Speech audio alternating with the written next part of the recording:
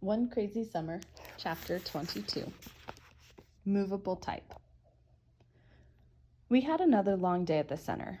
When I came into the kitchen to make spaghetti that evening, there was a stool by the stove. It was like everything else Cecil brought into her green stucco house, second-hand. Still, it was unexpected, and I welcomed it. I normally stood by the stove quietly while the food cooked. My feet always ached, but I never complained.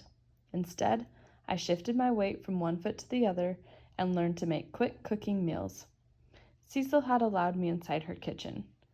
She'd let me cook dinner, wash dishes, and clean up after myself. But she didn't really want me in there with her. She didn't want me stretching my neck over her way, ripping up the piece with any talking. The stool made things different. It was an invitation for me to sit down and be there.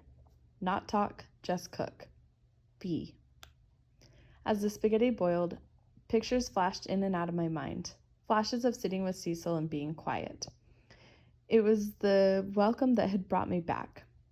That I'd sat with her before, and it was all right. Not in this kitchen, but in the kitchen in Brooklyn. Back when Sarah Vaughn filled the house with her smoky voice. Vanetta was far away crying to be picked up, and Cecil's stomach was big with Fern. I wouldn't be exaggerating if I said I was born knowing what to do when I sat with Cecil. Don't cry, stay quiet, want nothing. I could talk, but I'd learned that as long as I was quiet, I was allowed to stay with her while she tapped against the wall with her pencil, wrote, and said her rhymes over and over. Don't cry, stay quiet, want nothing. Then Fern had come, and days later Cecil left. Big Ma had moved in and told Pa, "That gal's dumb as a dry pump," meaning me. Cecil wouldn't have minded if I had been born deaf and mute, but Cecil was gone. Big Ma was another story. I quickly learned to speak up around Big Ma. After we ate our spaghetti, I washed the dishes and wiped the sink down. Cecil said, "I'd let you help me if your hands were clean." My hands were already clean. I had just finished washing dishes, but I soaped them with dishwashing liquid, then rinsed and dried them. "Stand over here." I stood where she told me. For a long while, that was all she said, that I stand right there. I looked down on a flat frame with wooden blocks. On the wooden blocks were metal letters facing backward. Backward? They spelled out words, line by line, but you would have to be able to read backward to read the lines.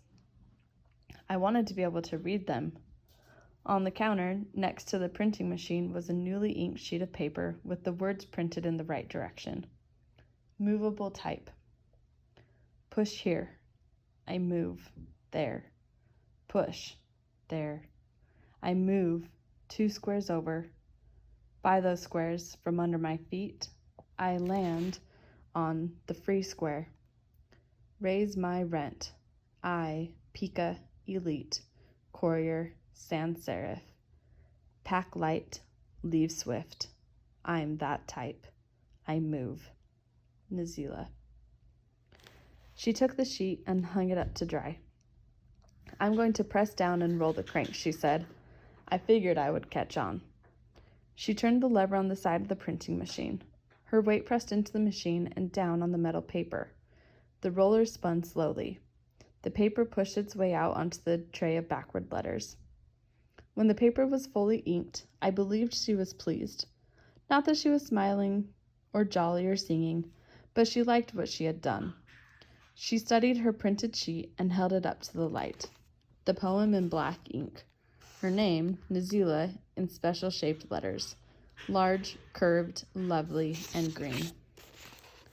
I thought about Cecil's poem. I figured it was about how she was the type to not be still. But I believed she liked this green stucco house.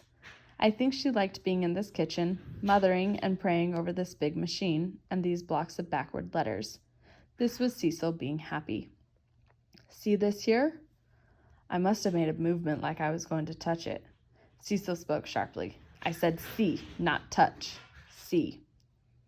I nodded and put my hands behind my back. I was used to busy hands, to doing. I did what she said. I looked. "Those are the rollers. You feed the paper through the rollers. You feed it even. If it's crooked, it's a waste of paper. You crank it steady, or it's a waste of paper, waste of ink. I watched her feed the paper between the rollers and turn the crank. Each time the ink spread evenly on the paper, she hung each sheet to dry. Go ahead. She pointed to the paper and the rollers in the crank. I almost didn't move. Come on, let's see if you can follow directions.